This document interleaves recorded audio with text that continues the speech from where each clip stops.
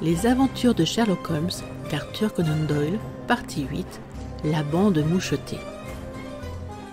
En jetant un regard sur mes notes des 70 et quelques affaires dans lesquelles j'ai, pendant les 8 dernières années, étudié les méthodes de mon ami Sherlock Holmes, j'en trouve beaucoup qui sont tragiques, quelques-unes comiques et un grand nombre tout simplement étranges, mais il n'y en a aucune qui soit banale. Car travaillant comme il le faisait, plutôt par amour de son art que par esprit de lucre, il refusait de s'associer à toute recherche qui ne présentait pas une certaine tendance à l'extraordinaire et même au fantastique. Parmi toutes ces affaires si diverses toutefois, je ne me souviens pas qu'aucune ait présenté des traits plus singuliers que celle à laquelle on a associé la famille bien connue des Roylott de Stockmoran dans le Sussex. Les événements dont il s'agit se sont déroulés dans les premiers temps de mon association avec Holmes, lorsque, célibataires, nous occupions ensemble notre appartement de Baker Street. J'aurais pu sans doute en faire déjà le récit, mais je m'étais alors engagé au secret, et je n'ai été délié de ma promesse que le mois dernier par la mort prématurée de la dame à qui je l'avais faite. Peut-être même vaut-il mieux que ces faits soient révélés maintenant. J'ai en effet quelques raisons de croire que toutes sortes de bruits ont couru un peu partout concernant la mort du docteur Grimesby Roylott, tendant à rendre cette affaire encore plus terrible que la vérité. Ce fut au début d'avril 1883 que je me veillai un matin pour trouver Sherlock Holmes, déjà tout habillé, debout près de mon lit. D'ordinaire, il se levait tard, et comme la pendule sur ma cheminée me montrait qu'il n'était que 7h15, je posais sur lui un regard incertain, un peu surpris, et peut-être un peu fâché, car j'étais moi-même très régulier dans mes habitudes. « Tout à fait désolé de vous réveiller, Watson, dit-il, mais c'est le lot de tous, ce matin. Madame Hudson a été réveillée, j'en ai subi le contre-coup, elle m'a réveillé, et maintenant, à votre tour. »« Qu'est-ce que c'est donc, un incendie ?»« Non, une cliente. Il paraît qu'une jeune dame vient d'arriver dans un état de grande agitation et elle insiste pour me voir. Elle attend en ce moment dans le studio. Or, quand de jeunes dames errent par la capitale à cette heure matinale et font sortir de leur lit les gens endormis, je présume qu'elles ont quelque chose de très pressant à leur communiquer. Si cela se trouvait être une affaire intéressante, vous aimeriez, j'en suis sûr, la prendre à son début. Que ce soit ou non le cas, j'ai pensé vous appeler et vous en fournir la possibilité. Mon cher ami, pour rien au monde je ne voudrais rater cela. Je n'avais pas de plaisir plus vif que de suivre Holmes dans ses recherches professionnelles et d'admirer ses déductions rapides, promptes, comme des intuitions, et pourtant toujours fondées sur la logique, grâce auxquelles il débrouillait les problèmes qu'on lui soumettait. J'endossai rapidement mes vêtements et quelques minutes après, j'étais prêt à l'accompagner dans le studio. Une dame vêtue de noir, portant une épaisse voilette, était assise près de la fenêtre. Elle se leva à notre entrée. « Bonjour, madame, dit Holmes d'un ton allègre. Mon nom est Sherlock Holmes. Monsieur est mon ami intime et mon associé, le docteur Watson. Devant lui, vous pouvez parler aussi librement que devant moi-même. Ah, je suis content de voir que madame Hudson a eu le bon sens d'allumer le feu. Je vous en prie, approchez-vous-en. Je vais demander pour vous une tasse de café bien chaud car je remarque que vous grelottez. »« Ce n'est pas le froid qui me fait grelotter, monsieur Holmes, c'est la terreur. » Ce disant, elle leva sa voilette et nous pûmes voir qu'elle était, en effet, dans un pitoyable état d'agitation. Son visage était tiré et gris, avec des yeux effrayés, toujours en mouvement comme ceux d'un animal traqué. Ses traits et sa figure étaient ceux d'une femme de 30 ans, mais ses cheveux étaient prématurément striés de gris et son expression était lasse et hagarde. Sherlock Holmes la dévisagea d'un de ces regards rapides auxquels rien n'échappait. « Il ne faut pas avoir peur, dit-il d'une voix douce en se penchant en avant et en lui tapotant l'avant-bras. « Nous arrangerons bientôt tout cela, je n'en doute pas. Vous êtes venu par le train ce matin, à ce que je vois. »« Vous me connaissez donc ? » ?»« Non, mais je remarque qu'il vous reste la moitié d'un billet d'aller-retour dans la paume de votre gant gauche. Vous avez dû partir de bonne heure, et avant d'arriver à la gare, il vous a fallu faire une assez longue course en charrette anglaise. » La dame tressaillit vivement et ouvrit de grands yeux en regardant mon compagnon. « Il n'y a là aucun mystère, madame, dit celui-ci avec un sourire. Le bras gauche de votre jaquette est éclaboussé de taches de boue en 7 endroits au moins. Les marques en sont toutes fraîches. Il n'y a pas d'autre véhicule pour lancer ainsi de la boue, et cela uniquement à la personne qui est assise à la gauche du conducteur. » Quelles que soient vos raisons, c'est tout à fait exact. Je suis parti de chez moi avant 6 heures, je suis arrivé à Leatherhead à 6h20 et je suis venu à la gare de Waterloo par le premier train. Monsieur, je ne peux pas endurer cette tension d'esprit plus longtemps, je deviendrai folle si ça continue. Je n'ai personne vers qui me tourner, personne sauf un ami qui m'aime, et lui, le pauvre, ne peut guère me venir en aide. J'ai entendu parler de vous, monsieur Holmes, par madame Farntosh, que vous avez secouru au temps où elle en avait tant besoin. C'est d'elle que je tiens votre adresse. Oh, monsieur, ne croyez-vous pas que vous pourriez m'aider aussi, ou du moins jeter un rayon de lumière dans les ténèbres épaisses qui m'entourent?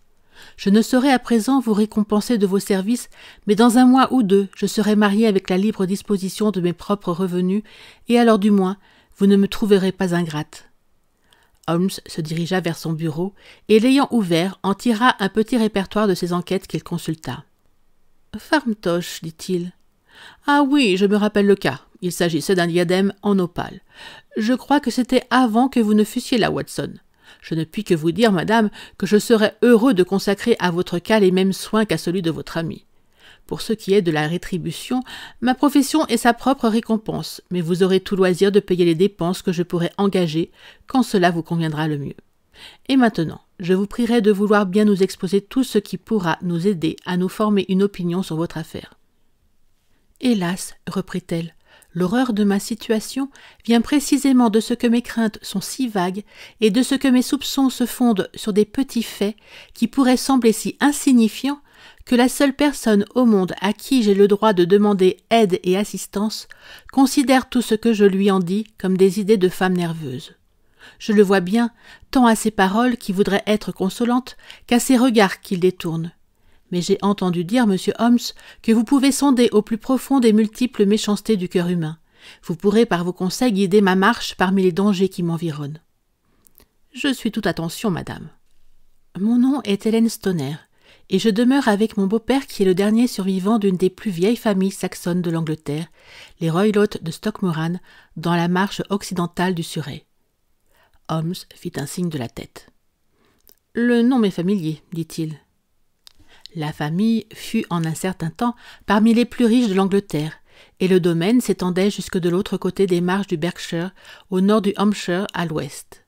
Au siècle dernier, pourtant, 4 héritiers se montrèrent l'un après l'autre débauchés et prodigues, puis la ruine de la famille fut consommée par un joueur au temps de la Régence. Il ne reste plus rien que quelques arpents de terre, et la maison qui vieille de 200 ans est elle-même grevée de lourdes hypothèques. Le dernier propriétaire y traîna toute son existence la vie horrible d'un aristocrate pauvre. Mais son fils unique, mon beau-père, voyant qu'il fallait s'adapter aux conditions nouvelles, obtint d'un ami une avance de fonds qui lui permit de prendre un diplôme de médecin. Il s'en alla à Calcutta, où grâce à son habileté professionnelle et à sa force de caractère, il se fit une grosse clientèle. Dans un accès de colère, toutefois, provoqué par quelques vols dans la maison, il rossa si bien son sommelier indigène que le domestique en mourut et que le maître n'échappa que tout juste à la peine de mort. Même ainsi, il demeura longtemps en prison et revint ensuite en Angleterre fort chagrin et déçu. Pendant qu'il était aux Indes, le docteur Roylott épousa ma mère, madame Stoner, la jeune veuve du major général Stoner de l'artillerie de Bengale. Ma sœur Julia et moi, nous étions jumelles et n'avions que 2 ans quand ma mère se remaria. Elle possédait une assez belle fortune, au moins 1000 livres de revenus, et elle fit un testament par lequel elle la léguait tout entière au docteur Roylott pour aussi longtemps que nous résiderions avec lui, en spécifiant pourtant qu'une certaine somme serait allouée chaque année à l'une et à l'autre de nous, au cas où elle se marierait. Peu de temps après notre retour en Angleterre, notre mère mourut. Elle fut tuée, il y a 8 ans, dans un accident de chemin de fer près de Crewe. Le docteur Roylott renonça alors à ses efforts pour se créer une clientèle à Londres, et il nous emmena vivre avec lui dans la demeure de ses ancêtres à Stockmoran. L'argent que notre mère avait laissé suffisait à nos besoins, et il ne semblait y avoir aucun obstacle à notre bonheur. Mais un changement terrible se produisit alors chez notre beau-père. Au lieu de se faire des amis parmi les voisins et de rendre visite à ces gens qui s'étaient tout d'abord réjouis de voir un Roylott de Stockmoran revenir occuper la vieille demeure familiale, il s'enferma dans cette maison et n'en sortit que rarement pour se laisser aller à de féroces querelles avec ceux qu'il rencontrait. Une violence de caractère voisine de la folie a toujours été héréditaire dans la famille, et dans le cas de mon beau-père, je crois qu'elle a été accrue encore par son long séjour sous les tropiques. Une suite de honteuses bagarres survint, dont 2 se terminèrent devant les tribunaux, tant et si bien qu'à la fin, il devint la terreur du village et que les gens s'enfuyaient à son approche, car notre beau-père est à la fois d'une force considérable et totalement incapable de se maîtriser quand il est en colère. La semaine dernière, il a jeté dans un cours d'eau par-dessus le parapet le forgeron du village, et ce n'est qu'en donnant tout l'argent que j'ai pu ramasser qu'il m'a été possible d'éviter un nouveau scandale. Il n'avait absolument pas d'amis, à part les bohémiens, et il permettait à ces vagabonds de camper sur les quelques arpents de terrain couverts de genêts qui constituaient le domaine familial. En retour, il acceptait l'hospitalité de leur tante, et parfois, il s'en allait à l'aventure avec eux pendant des semaines d'affilée. Il a une passion pour les animaux que lui envoie des Indes un correspondant, et il a en ce moment un guépard et un babouin qui errent en liberté sur ces terres et que les villageois redoutent autant que leur maître. Vous pouvez imaginer, par ce que je vous dis, que ma pauvre sœur et moi n'avions pas grand plaisir dans l'existence. Aucune servante ne voulait rester chez nous, et pendant longtemps c'est nous qui avons fait tout le travail de la maison. Elle n'avait que 30 ans quand elle est morte, mais déjà ses cheveux avaient commencé à blanchir, comme font les miens. Votre sœur est morte, donc? Elle est morte il y a 2 ans, et c'est de sa mort que je désire vous parler. Vous pouvez comprendre que, menant la vie que j'ai décrite, il était peu vraisemblable que nous voyions quelqu'un de notre âge et de notre position. Nous avions cependant une tante, une sœur non mariée de notre mère, mademoiselle Honoria Westphal, et on nous permettait de temps en temps de lui rendre de courtes visites à sa maison, près de Harrow. Julia y est allée pour Noël il y a 2 ans, et elle y rencontra un commandant de l'infanterie de marine en demi-solde, à qui elle se fiança. Mon beau-père fut informé de ses fiançailles quand elle revint, et ne fit aucune objection au mariage. Mais moins d'une quinzaine avant le jour fixé pour la noce, survint le terrible événement qui m'a privé de ma seule compagne. Sherlock Holmes était resté renversé dans son fauteuil, les yeux clos et la tête enfoncée dans un coussin, mais il entr'ouvrit alors les paupières et regarda sa visiteuse. « Veuillez me préciser les dates, dit-il. C'est chose facile, car tous les événements de cette terrible époque sont gravés dans ma mémoire en lettres de feu. Le manoir est, comme je l'ai déjà dit, très vieux et une seule aile en est habitée à présent. Les chambres à coucher dans cette aile sont au rez-de-chaussée. Le studio se trouve dans la partie centrale du bâtiment. De ces chambres, la première est celle du docteur Wylot, la seconde celle de ma sœur et la troisième la mienne. Il n'y a pas de communication entre elles, mais elles ouvrent toutes sur le même corridor. Est-ce que je me fais bien comprendre? Très bien. Les fenêtres de ces chambres donnent sur la pelouse. Cette fatale nuit-là, le docteur Wylot était rentré dans sa chambre de bonne heure, mais nous savions qu'il ne s'était pas couché, car ma sœur était incommodée par l'odeur forte du tabac indien qu'il fume d'ordinaire. Quittant sa chambre, elle vint dans la mienne, où elle demeura quelque temps à bavarder de son prochain mariage. À 11 heures, elle se leva de sa chaise pour me quitter, mais elle s'arrêta à la porte, et se retournant, elle me dit « À propos, Hélène, as-tu entendu quelqu'un siffler au milieu de la nuit ?»« Jamais, dis-je. »« Je suppose que tu ne saurais quant à toi siffler en dormant. »« Assurément non. Mais pourquoi ?»« Parce que toutes ces dernières nuits, vers 3 heures du matin, j'ai entendu siffler, doucement mais nettement. J'ai le sommeil léger et ça m'a réveillée. Je ne peux dire d'où cela venait. Peut-être de la chambre voisine, peut-être de la pelouse. Je me suis simplement dit que je te demanderais si tu l'avais entendu. »« Non, je n'ai rien entendu. Ce doit être ces maudits bohémiens qui sont dans la plantation. »« Probablement, et pourtant si c'était sur la pelouse, je m'étonne que tu ne l'aies pas entendu aussi. »« Ah, c'est que j'ai le sommeil plus lourd que toi. Bon, ça n'a pas grande importance en tout cas. » Elle m'a souri, elle a fermé ma porte et quelques instants après, j'ai entendu sa clé tourner dans la serrure. « Vraiment, dit Holmes, est-ce votre habitude de vous enfermer à clé la nuit ?»« Toujours. »« Et pourquoi ?» Je crois avoir mentionné que le docteur gardait un guépard et un babouin. Nous ne nous sentions en sûreté qu'avec nos portes fermées à clé. Très juste, je vous en prie, continuez votre exposé des faits. Cette nuit-là, je n'arrivais pas à dormir. Le vague sentiment d'un malheur imminent pesait sur moi. Ma sœur et moi, vous vous le rappelez, nous étions jumelles, et vous savez quels liens subtils unissent 2 âmes qui ont été si étroitement associées. C'était une nuit sauvage. Le vent hurlait au dehors, la pluie battait et claquait contre les fenêtres. Soudain, dans le vacarme de la tempête, éclata le cri perçant et sauvage d'une femme terrifiée. Je sus que c'était la voix de ma sœur. Je sautai de mon lit. m'enveloppai d'un châle et me précipitai dans le corridor. Comme j'ouvrais ma porte, il me sembla entendre un sifflement bas, analogue à celui que ma sœur m'avait décrit, puis, quelques minutes plus tard, un bruit tel qu'on eût dit qu'une masse de métal venait de tomber. Pendant que je courais dans le corridor, la porte de ma sœur s'ouvrit et tourna lentement sur ses gonds. Je la regardais fixement, frappé d'horreur, ne sachant ce qui allait en sortir.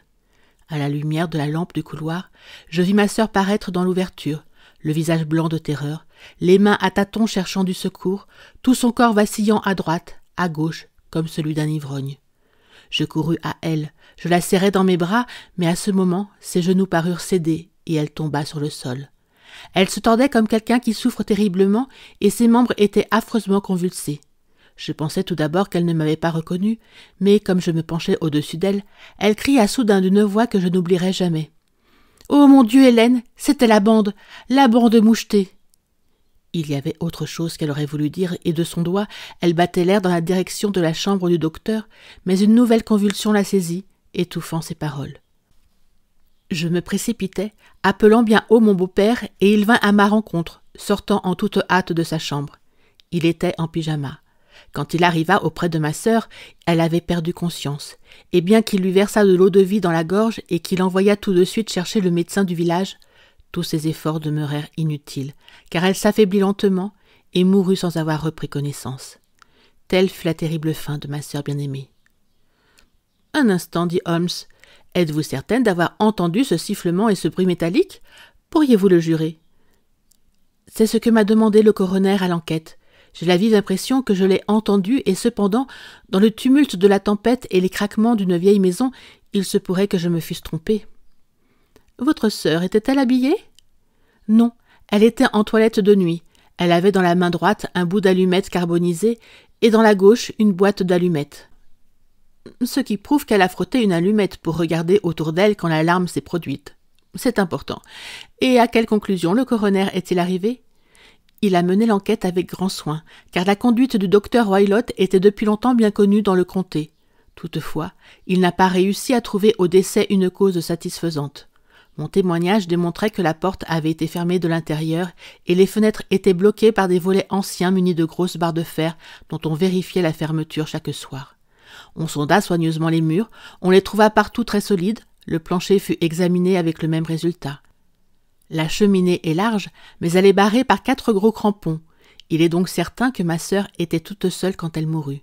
En outre, elle ne portait sur elle aucune marque de violence. A-t-on parlé de poison ? Les docteurs l'ont examinée à cet effet, mais sans succès. De quoi alors pensez-vous que cette malheureuse est morte ?